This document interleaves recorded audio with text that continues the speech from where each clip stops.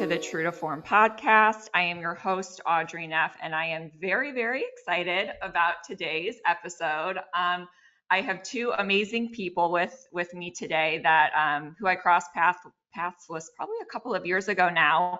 But I have David Light, who is the COO, and Autumn Piccolo, who is the co-founder of the American AIVA Association, also referred to as AIVA. So I am beyond thrilled to have them here. It's been, first of all, I know we'll get into it today, but it's been so incredible to watch the growth and expansion of AIVA over the last couple of years. So I'm just really excited to have you both with us today. But beyond that, David and Autumn, welcome to the True to Form podcast. I'm so excited to have you. Thank you. Happy to be here. Mm-hmm. Absolutely. So before I jump into any episode, I always like our guests to give a little bit of background. I actually am excited about this episode because you guys are probably the only the second episode I've done with two people on. So I'm actually pretty excited about this. I always find it to be really fun. So David, I guess we'll start with you since you're at the top of my Zoom here, and then we'll go to Autumn. But just a bit of your background and kind of what landed you here at AIVA. We'll start with you and then go to Autumn. Yeah, it's a really interesting story. So actually by trade, I'm a doctoral level physical therapist. So I spent, 25 years in the world of being a clinician and servicing tens of thousands of patients. So being in an administrative role now has been an evolution from a professional standpoint over the course of that time, right? As a therapist, physical therapist, you're familiar with lots of different musculoskeletal injuries, but lots of also comorbidities and just health and wellness in general, from a preventative standpoint and also from a reactive standpoint. What happens when you don't do the things you're supposed to do to your body. So over the course of that time, I worked for corporations and private equity-backed companies, and then was in private practice. So I kind of checked all the boxes in that regard, and then transitioned into the healthcare consulting world with an MBA, probably about 8 or 9 years ago. And that's really where my paths crossed with Jeff and Autumn, the co-founders of AIVA. In the South Florida market, we started cross-referring patients, and I started doing some fractional executive work in the ambulatory mid-market healthcare space, primarily distressed companies and turnarounds, but also some well-run companies that wanted to expand in different avenues and markets. And the opportunity for AIVA came up through that. So and our personal relationship of what they had founded and what they had started and what they were growing, and I thought, wow, that's amazing. I'd love to be a part of that. So that took place about 1.5 years ago, and I came in as the COO for AIVA with the mission from, we were kind of a startup at that time, and Autumn will talk a little bit more about this, to get us to 2024 and really create and launch a well-rounded strategic plan that we felt comfortable executing on, with the sole mission of being the voice of the industry. So we're pretty far into that now, and more than halfway through 2024, and things have been going excellent. And I'm sure we'll touch on what some of those key points are. But it's been a really fun ride. As a clinician, it allows me to see things, from a clinical standpoint, and having that type of education and background. So I can kind of sit on both sides of the table as we talk to providers across the country about different issues that they're having. And then from an operator standpoint, having the administrative and the executive experiences that I've had even prior to AIVA and alongside of AIVA allows to help give some good advice and business guidance as we go forward as well, leading this organization. So that's kind of how our paths have crossed. And Autumn, if you want to fill them in on how you guys came up and I sort of came in, that'd be great. Yeah, he just showed up at the door and just every morning. Brought donuts and said, come on, there's got to be something for me, guys. I guess come in and we'll figure something out. No, so Jeff and I have been working together as partners at the Florida healthcare law firm for about 15 years now. This July to this month is my 15th year. And, wow.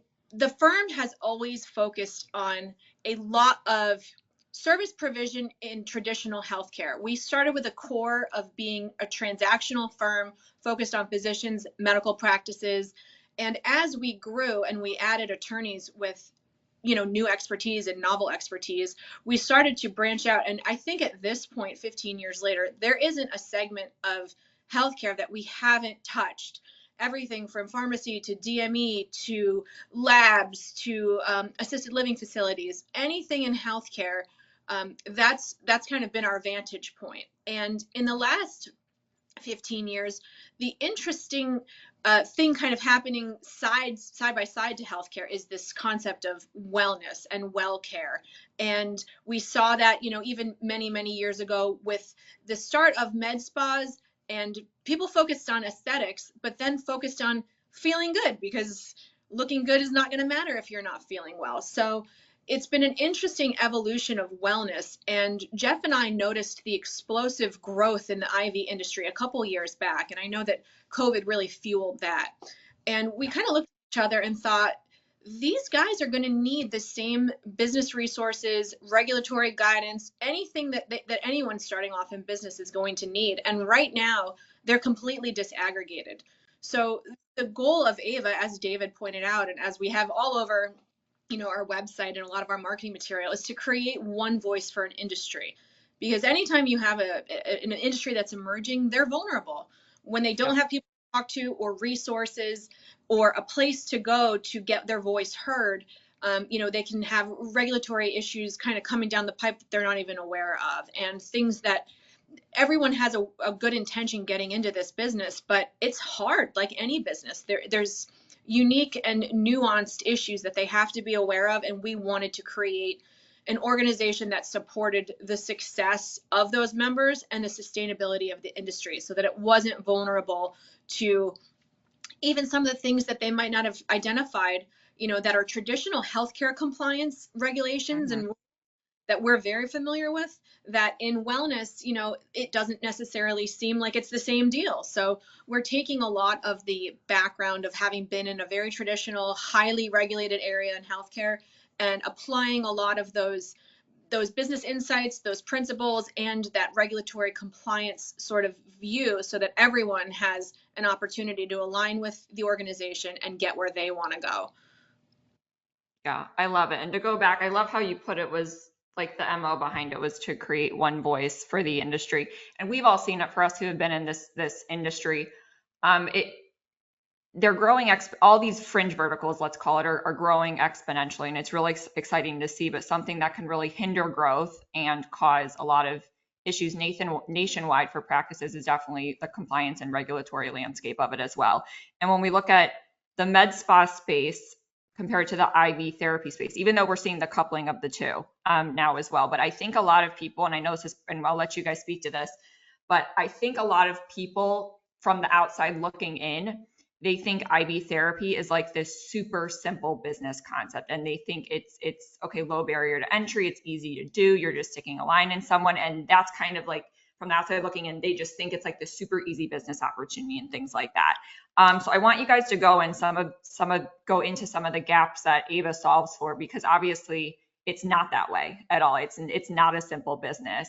You have to pay attention to all of these different things in order to build a thriving and sustainable IV therapy clinic. So I would love it if you could talk about first, I guess, what are some of the most common misconceptions or mistakes or challenges that you see in this industry? Well, I'll tell you, one of the most common misconceptions is that any business is easy to get into. Yeah. And David knows, and obviously I do from having run a business, it's all unique to the industry you're in, but regardless of what the barriers to entry may be, any business is going to be difficult to sustain on the long haul. You can get in. IV is a great example where low barriers to entry, and you can even create a mobile business and you don't need brick and mortar. And so you can see that that's an advantage for someone who wants to go really fast. Patient demand is there, so that's fantastic as well. But being able to go really fast and having an industry driven by patient demand, the flip side of that coin is the liability driven by both of those things, or as a result of both of those things. So it's kind of interesting. We have an entrepreneurial culture in terms of the people who are a part of AIVA, and it is surprising for them to find out, you are kind of in healthcare, and there are a lot of rules and regulations that you would not have necessarily been aware of that apply to you now. And so this industry has sprung up under wellness, and you're seeing a lot of healthcare level scrutiny focused on it. So pitfall number one would probably be thinking that any business is easy and that any business is going to be sustainable without continuous education and continuous commitment to getting it right. And, David and I have worked together to get that message out and make sure that the people who are involved in this organization are focused not just on getting the benefits of, business insight and knowing what the laws are, but planning for the future. What's happening on a nationwide level where we can say, this is happening in this state, this is happening in this state. Let's look at it as a whole and plan for where that's going to go. So I'll let David speak to that a little bit more in terms of the benefits that our members are really leaning into, but it's never easy. And when you're in healthcare or wellness, it's so much harder because the regulations can be done. Yeah, the other thing on that, thanks, Autumn. The other thing on that, just to unpack it a little bit further, when you talk about low barriers to entry and ease of startup, one of the things that I've seen, and I'm guilty of this, so it's easy to relate to, is when you're trained as a clinician and you're a licensed clinician, and in the IV hydration space, we're looking at that as, an RN to an APRN to a PA to a DO or an MD. Obviously, DOs and MDs, it's a little bit easier to do what you need to do, but those mid-levels or those lower level providers can kind of hang a shingle and go. To Autumn's point, the difficulty of having that licensure and that confidence and doing it under the auspice and the umbrella of the hospital system, and then moving out into private practice, which the IV hydration would be if they hung their shingle. There is a massive disconnect on what's being covered administratively, not only from a compliance, but a regulatory standpoint as well. And just some of the, OSHA and Joint Commission licensure and just the sheer volume of work that it takes to run a system like that the right way. Yeah. Now, you don't have to do all that, of course, at the independent, mobile provider level or the hang a shingle brick and mortar level, but you need to do some of it. And that's where I've seen the biggest pitfall and the biggest disconnect is the large majority of people. Now that's if they're licensed clinicians. You also have people that are entrepreneurs that say, hey, I had a great experience with that IV hydration. I think I'll open my own space. And they have no bearing and no point of reference from a hospital system or a clinical training perspective. And they don't understand what, sterile precautions are and what a, biohazardous waste procedure should look like or an OSHA regulation. They have no idea. So they're going into this space as well. So that sustainability part is really critical, and is really there's not really a good bridge for anybody coming out of there, almost at a disadvantage to start their own business and stay in business. That's why it's a struggle for the large majority of them, and that's really the reason why we're here, to help give the guidance, to help give the boundaries, to not be able to answer all the questions, but be able to triage them and find the answers or direct people to the answers that they need to get. Yeah, another good, and David, you made it, is that a lot of the folks that are in this industry now didn't set out to be in business in this industry. No. Tip my cap to that entrepreneurial spirit that a lot of the folks in the industry have, because a lot of it came out of, the crisis of COVID and how can I provide services to all these patients that need help. And they were really just trying to help people. And so the industry sprung up as a result of that. But they didn't go to school to learn how to be in business, regardless of the nature of the business. So these folks are, advantaged clinically and disadvantaged from a business perspective. And so we have to bring those two pieces together and provide the business smart resources that they're going to need, along with the clinical and regulatory development, and make sure that everyone's on the same page. So it's a very cool and exciting industry because the energy is, let's create something that didn't exist. But when you're creating that didn't exist, there's always pitfalls, and there's always someone looking at you, and regulators have a job to do, and they want to protect patients, and we want to make sure that everyone is speaking to each other so that they understand the value of this and all of the things that go along with it. So it's a cool industry, but it's but it's certainly, even just 5 years ago, it was barely there. So at the forefront of this, I love the spirit of everyone who's branched into it, and then realizing, okay, we're in healthcare, we've Yeah. got to treat the same way, has been, there's a little bit of a learning curve, but that's what we want to help with. Yeah, definitely. And to add, just because I've been to some of the AIVA events that you guys have done in the past. Obviously, we'll talk about your new upcoming event later in this episode. But I think something that's really, really impressive that you guys have done is build a really amazing sense of community between business owners in the IV therapy landscape. So I feel like AIVA's it's just you guys have become a really reputable resource and support organization to lean on, and to have that extra, partnership in achieving success. And Autumn, you touched on it, but you mentioned that none of these people went to business school, and as soon as you hang that shingle up and you open up a practice, regardless if it's medical spa with wellness or a straight up just IV therapy practice, you've entered into the world of small business ownership and entrepreneurship, which is what I would put that at the top of list of things that people struggle with in this industry, particularly on the clinician side versus someone that's very business savvy, and opens one, but then they have to deal with the clinical side of things. So there's always kind of an area that they have to learn more about, regardless if they're clinician opening up or a straight up business person.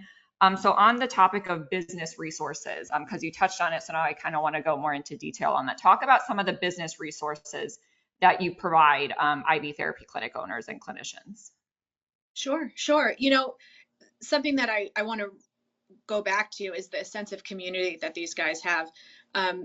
One thing that we wanted to make sure that we didn't do was just put out a list of benefits and hope that everyone used them and hope that they saw the value. Mm-hmm. We wanted to create a real association, in the sense of we wanted everyone to associate. We wanted them to be engaged with each other and to create ways for that to happen, and to create business owner resources from other business owners. And so it has been our biggest focus to make sure that the forum is open and that all of these members are not just individually siloed members. We want to let people know who the members are, let the vendors know who the members are, so they can connect and they can pick each other's brain. Because even if we came up with an encyclopedia of benefits and resources, you then have to have someone committed to reading them, committed to going through everything, make sure they're really realizing the value of everything.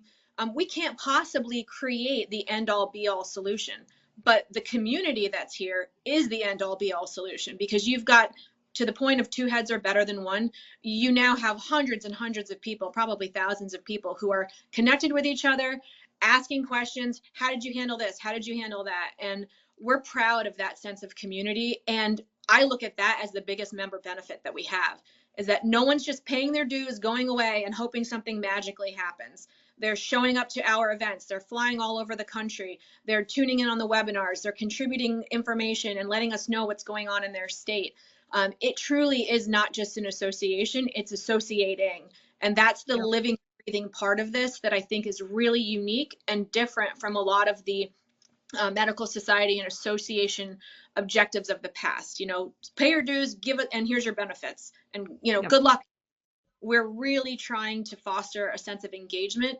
And that is why I think that the energy is so good. And the people are so committed to making sure that they get the benefit of the social benefit and picking someone's brain and getting on the phone with this one. And David's been leading a lot of our member committees. We have, is it 10, David? I believe we have 10 at this point. Yeah. Internal committee. He's been holding the meetings and interacting with them, and the information they're bringing back from each of the respective posts is amazing. We're able to pivot and be responsive to our members in real time and make sure that everything that we're doing is for the benefit of all, and that we don't just have this list here. We have member benefits, but to put them on a piece of paper and to hope that that's enough is not our strategy, and we won't be doing that. So I forgot your question, but that's just what I wanted to say. We're so proud of it, and I love when these people show up, they take time out of their day, they get on a plane and they come to support. Our media day was evidence of that, and we were shocked. You know, we thought we're going to do this. We want to open the door with the media. We want to make sure that we get this voice loud. And people came just to sit in the room and just to support and just to be part of it and to meet the other guys and meet the vendors that they're, you know, sitting on a committee with across the country. So that's been a really special part of this. So give me the question again, but let me talk about the community. It happens to all of us. No, I love it. And something I love about Autumn is you can just sense your passion. And I'm the same way. I'll just start rambling and then I have no clue what someone asks me. So I love it because I just love being surrounded by really passionate people. So I have the utmost respect for both of you guys, just from that standpoint. But I think I'd ask around business resources that you provide practices. Yep. Okay, so all the brain trust capital, but David, I'll let you get into some of the more specific business resources. Yeah, more specifically, Audrey, we get we field a lot of questions from new business owners or people that are in business trying to sustain and they're just not sure where to go. And I'll give you some examples of those. Probably the number one request that we get and we triage to our insurance partner is, what do I do about insurance? Do I need professional insurance? Do I need general insurance?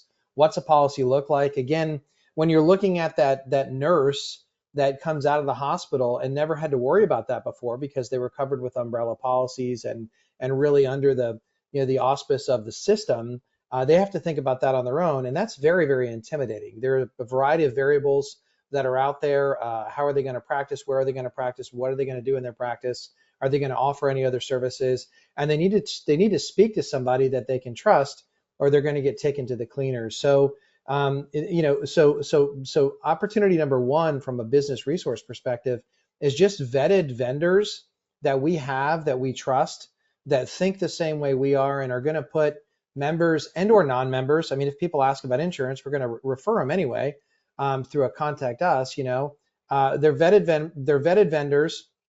They want what's best for people. They're not gonna rake them over the coals, and they're going to give them a good product and good service and good follow-up, and they're familiar with the industry. That's the other thing. If you just start calling, insurance for IV hydration, you have no idea who you're going to get on the other end and if they even know what they're doing. So that mechanism to connect people with questions with service providers for those vendors is a really, really important one. Number one. Number two, we've got hard downloadable data, let's call it, on the website that they can reference. What is the corporate practice of medicine? Where is that? What state is that allowed and not allowed in? What's the regulations on that? What are the 7 or 8 key websites per state that we have to find? Because that's another piece that made this whole thing a lot more complicated, is the fact that it's not a one size fits all for AIVA, or our job would be a lot easier. It's a one size fits all with 50 different variables by state and how they want to regulate and what's their process of regulation and what are they thinking about regulating down the road. So a clinician has to understand what is expected of them in the beginning, and then and where they can reference that, because ultimately it's 100% their responsibility to be compliant. So that's number two. And then number three, we just launched a version 2.0 of our certification, and that's a business certification.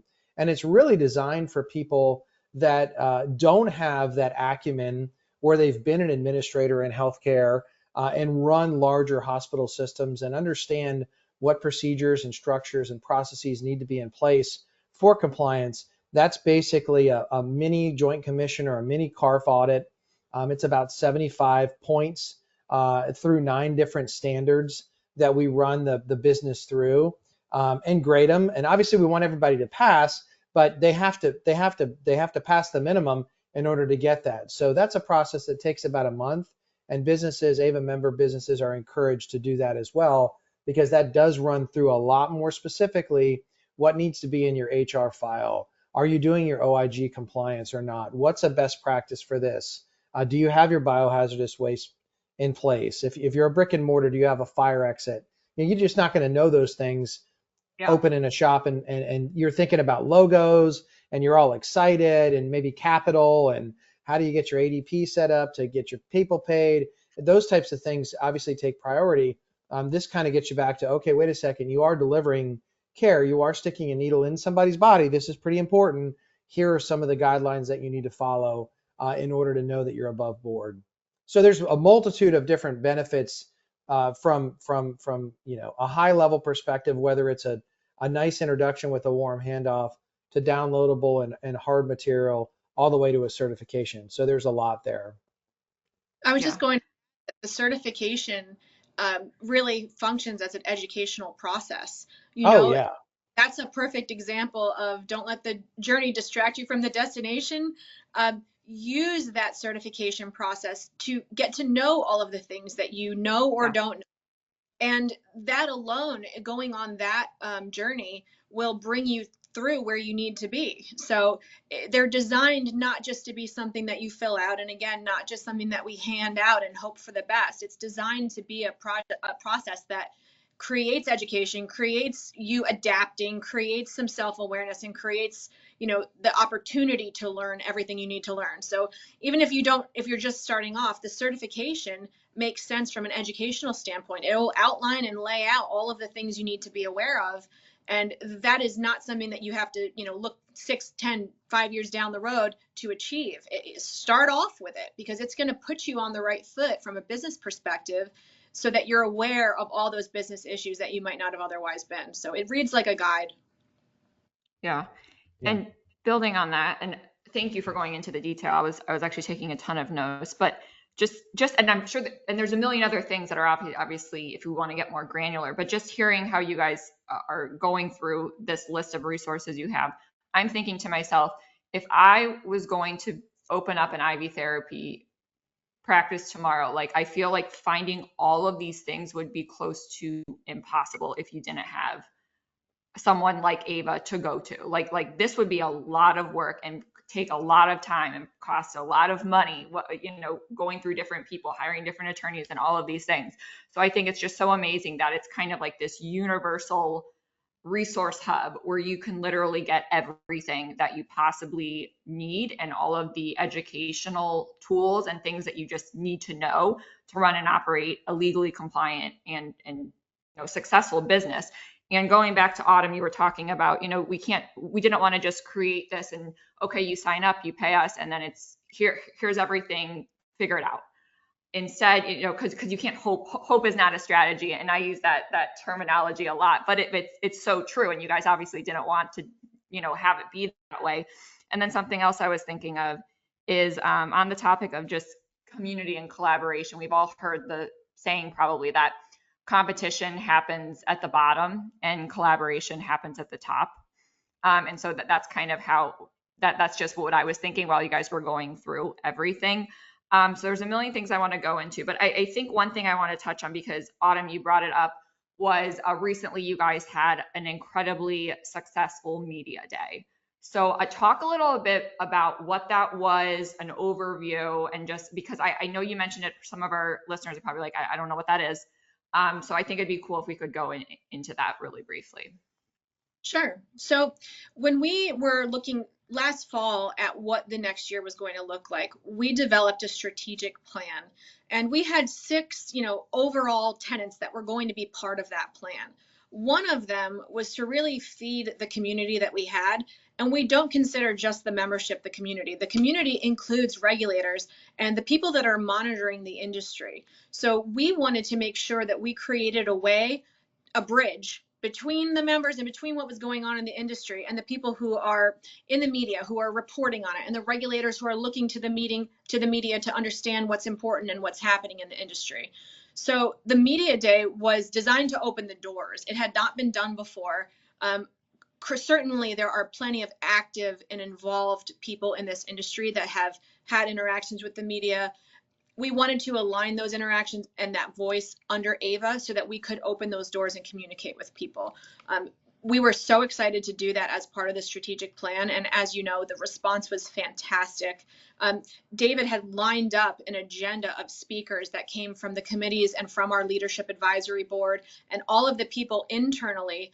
And we created this broadcast to cover such topics as our position statement, so that we had something concrete for media, regulators, and anyone else who was kind of on the other side of this to look at and reference when talking about this industry. So I'll let David get into a little bit more of the specifics in terms of the speakers, why they were significant, but that was one of the big achievements of this year that we set out last fall. And again, just really excited with the way that it went. And we're actually going to be planning another one for this fall. So we'll do 2 this year, just to, regulations, news, industry, it's moving quick. 1 a year is not enough. So we actually added.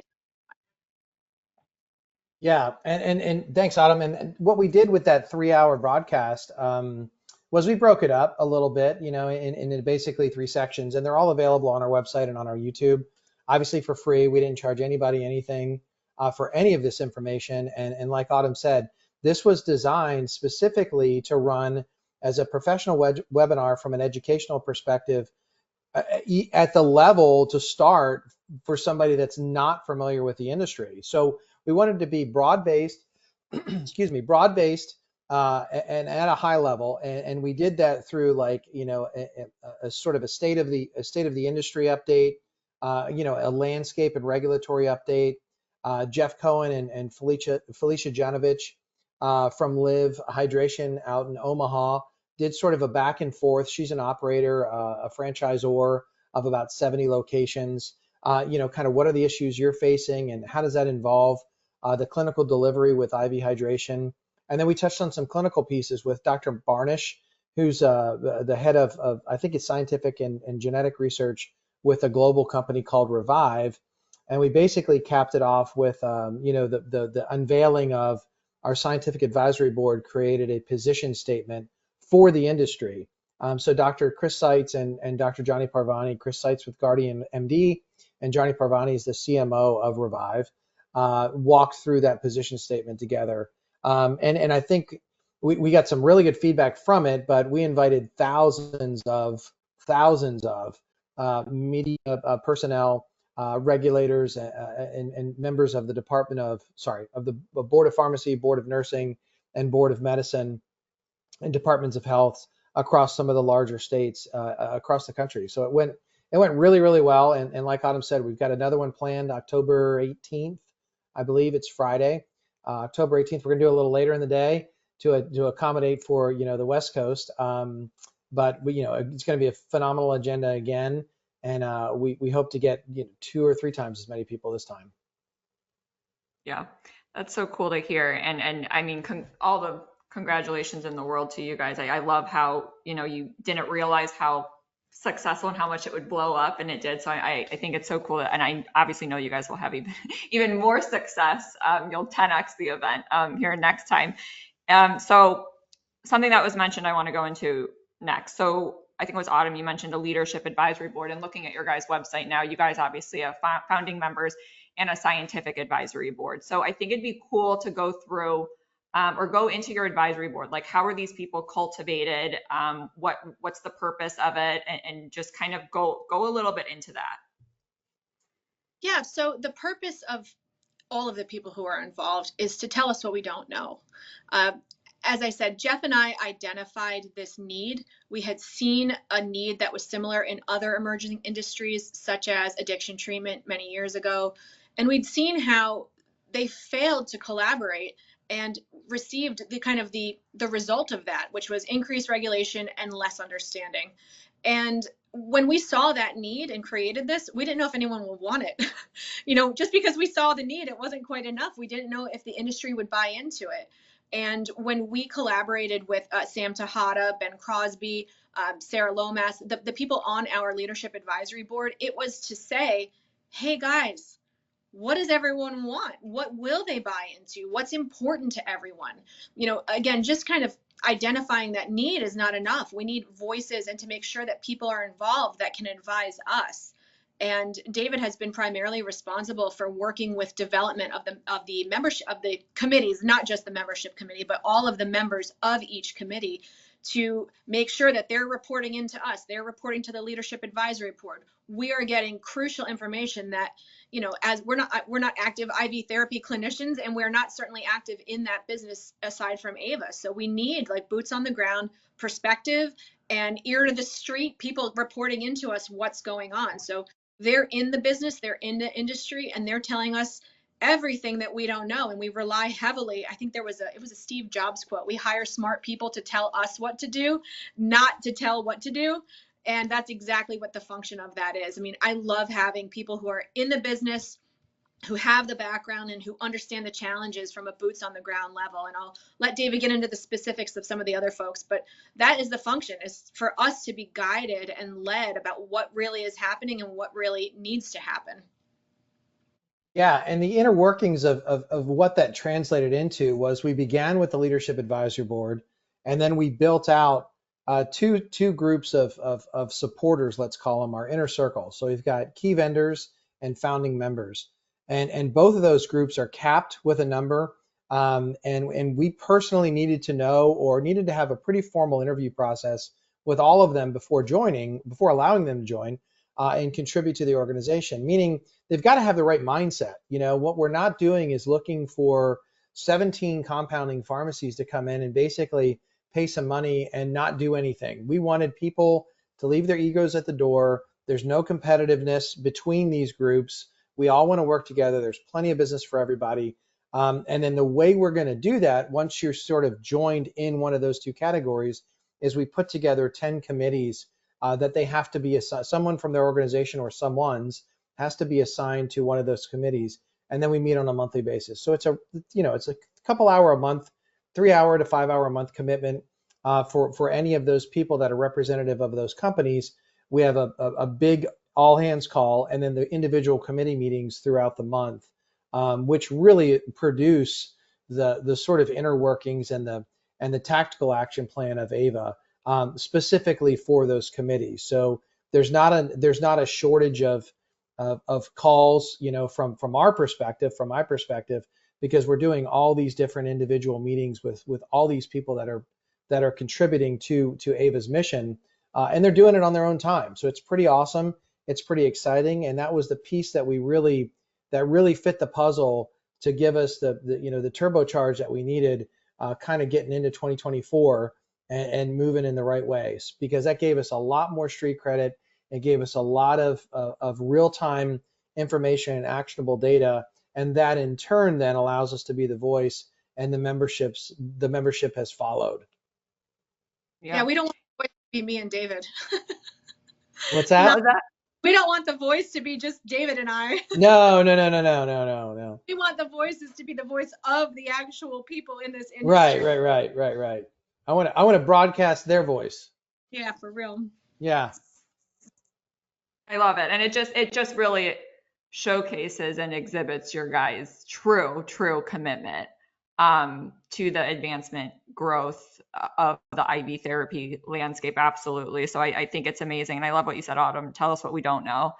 And we'll never know everything. But nobody will ever in their entire life. So I think it's so cool that you guys have built all of these additional things to continually evolve as the industry evolves and stay on top of trends, stay on top of regulatory, which obviously varies by all 50 states, which I love you brought that up too, because people need to realize that everything is so different on a state by state basis in this industry, who can own, who can do certain things, all of these different variables. So on the topic of AIVA, if we kind of step back and at a high level look, obviously you guys have been, it really has been so incredible to see how quickly you guys grown. I remember when you guys first started, I think, was it 2 years ago or so? And I think it was. And I remember, and I was like, wow, that's brilliant, because IV therapy was there. People had their eyes on it, but there was no resource to help people with these things. And I just think it's been really amazing to see just how quickly, honestly, you guys have grown and expanded over the years. So I give you guys both all the credit in the world, first of all, for making that happen. And it's obviously insanely necessary as well for the industry as a whole. So if we talk about AIVA's strategic plan for 2024 and beyond, kind of what additional things do you guys have going on, planning and things like that? I'll take that. You know, there's for us, there's really we're really more calendar year based. I mean, I'll be honest with you. What we did at the end of 2023 was we put a plan in place for 2024, Yeah. and we're not at the point yet in 2024 where we're trying to think about 2025. We'll get there, but we're not there yet. And we've got a lot that's going on for the remainder of the year.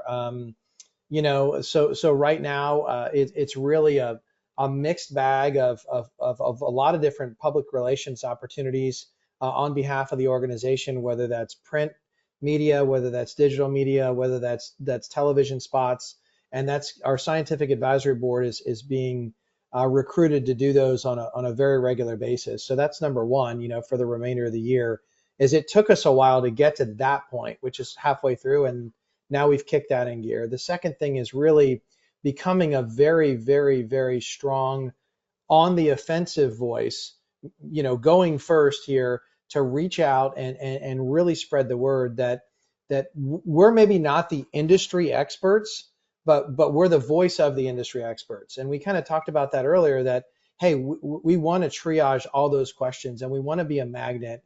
We want to throw that net out there as much as we can.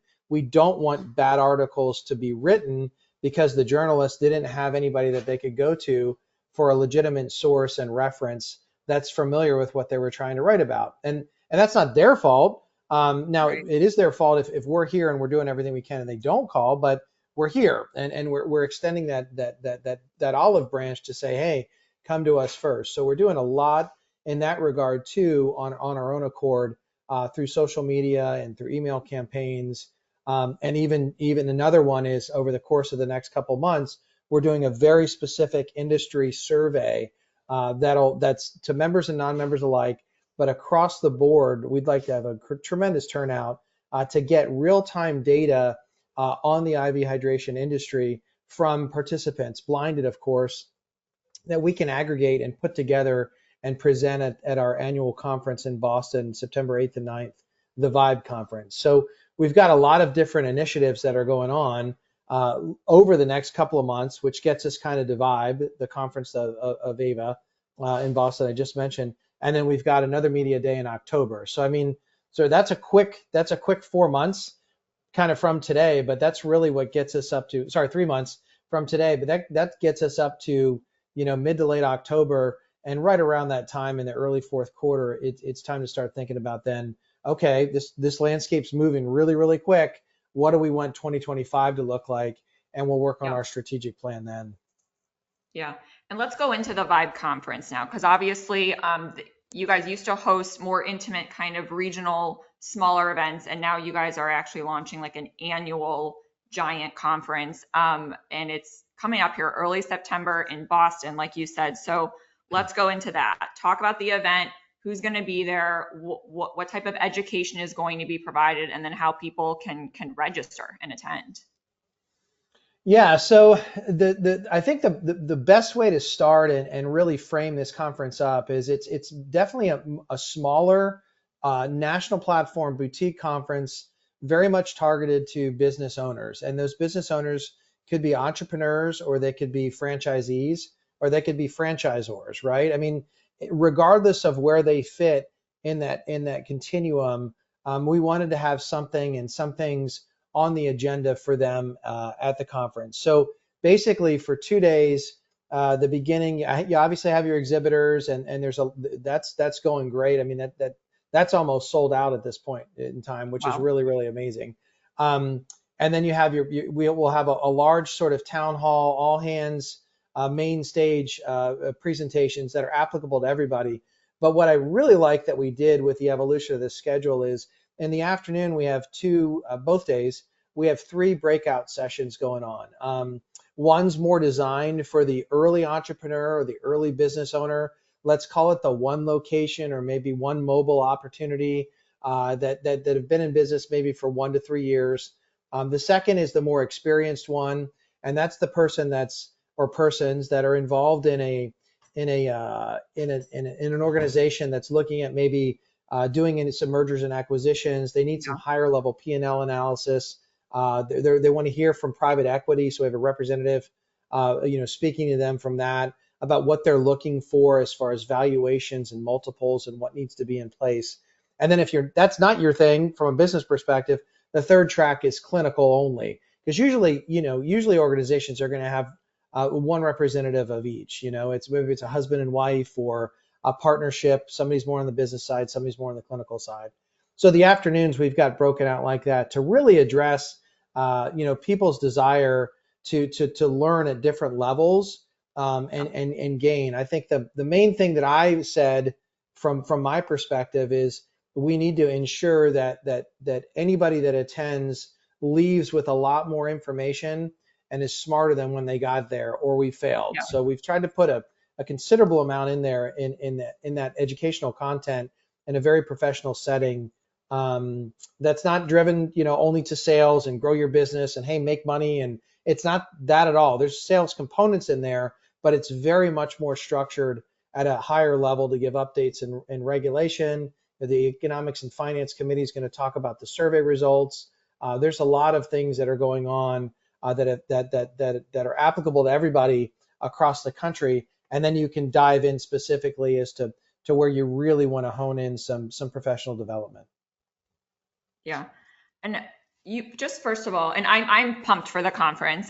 So I'm honored to be speaking there. I'm just so excited. Exactly. What was that? Audrey Neff will be there live in person. I'm very, very excited and very, very pumped. And for all of our listeners who are on, I strongly, strongly encourage attendance. I'm just super, super excited for that event. And it's crazy how fast it is coming up. But going back to David, how you were talking about the track. So I was writing it down. So you basically have different education for, let's say, 1 to 3 years in business. So I kind of think of this as like startup or growth phase. And then the second one, let's say it's 3 to 5 years plus, I think of that as scale and exit. So whether you're thinking about exiting, partnering with a private equity platform to get scale quicker, and things like that, or, sell your business and reach the highest valuation that you possibly can.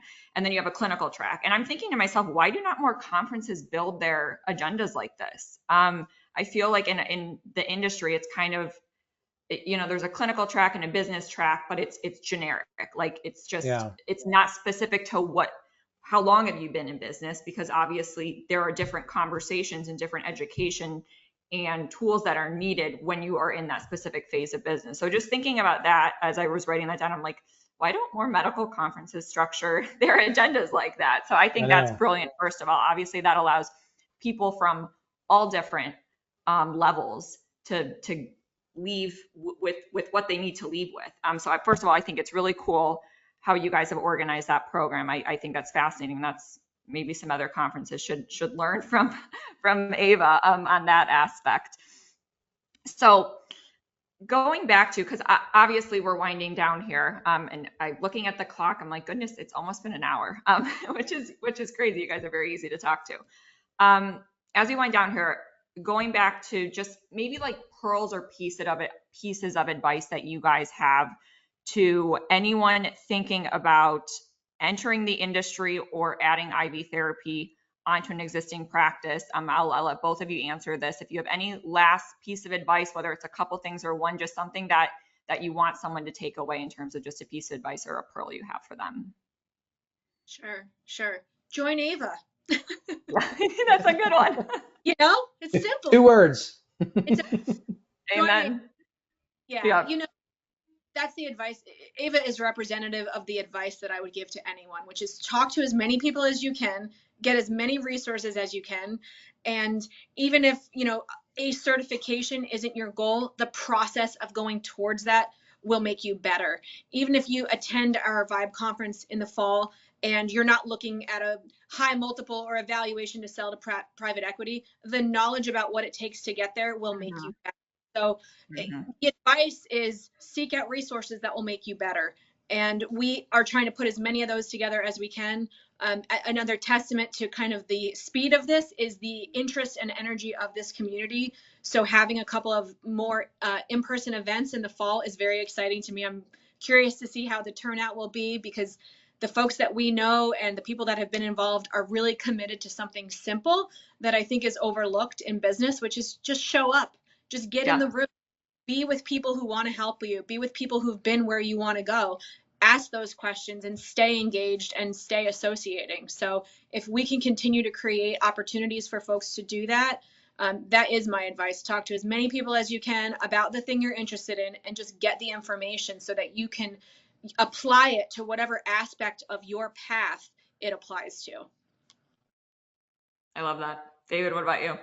It's hard to follow that one. I think she kind of covered everything. I'm listening to you, Autumn, and I'm like, I'm not really sure what else to add. Just join AIVA was the main theme there. There's a lot of resources there. There has been a very serious decision for AIVA's price point to make it affordable. I think it's important to mention that it's not going to bankrupt anybody to be a member of AIVA, and the benefits, whether you look at them on paper or you list them out, or you look at the discounts with purchasing, or the free legal advice, or the efficiency in which you can get answers as a member, I mean, far outweigh the price per month that you'd pay. So that's kind of, to me, a no-brainer if you're sitting on the other side and there's someone and something that can make that journey less intimidating and give you the answers in a more efficient way. Because we talked about this in the beginning, whether you're starting a hot dog stand or an IV practice, it's the barriers that, if you're starting a hospital, obviously it's a little bit different, but for most part, small businesses are fairly easy to start. You can gauge how much capital you want to borrow, you can gauge what direction you want to go in, and you can gauge, for a small amount of it, you can gauge what the regulations are. But to stay in business is the difficulty. So you can't go at it alone. Even if you're a franchisee, you're going to have, it's ultimately your responsibility, and you have to make decisions and answer these questions yourself. So it's be associated with as many people as you can, and the easiest way to do that is honestly to be a part of the organization. So I really echo everything Autumn said, and just wanted to kind of plug, it's a very affordable price point, purposely for that reason, because we want the masses to join. Yeah. And to close it out here, obviously, so I'm sure a million of our listeners are like, okay, how do I join? How do I find out about this conference? So what website can they go to learn more about about AIVA and then to attend the VIBE event? Yeah, they're both connected. So it's americaniv.com. And there are discount codes that are available on for the membership that are locked into the website as you join, for sure. If you're if you're not familiar with this, if you're under the umbrella of a founding member, which you should know, meaning your company's on the website, there are other discounts for those individuals. But for the general public, which is everybody else, the membership's discounted significantly on there. And then on there under events is the VIBE conference that you can get to. And there's a lot of promotions going on right now, and will be over the course of the next 2 months to get you signed up there. A hotel room block as well for that. Yep. So a lot of ways to get in to any of these, avenues with a discount code or with some sort of, discount on the fees. So the VIBE conference, we'll be looking forward to September, October. We got a lot of stuff happening in the fall. Mm-hmm.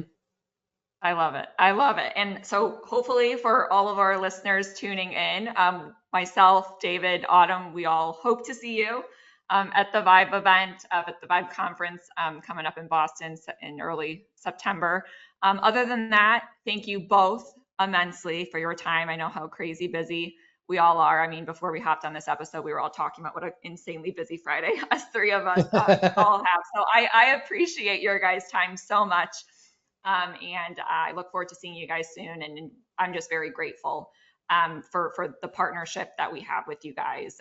So just from the bottom of my heart, thank you for coming on the True to Form podcast. It's been a wonderful conversation. Awesome. Thank you, Audrey. Thank you. Thanks, Autumn.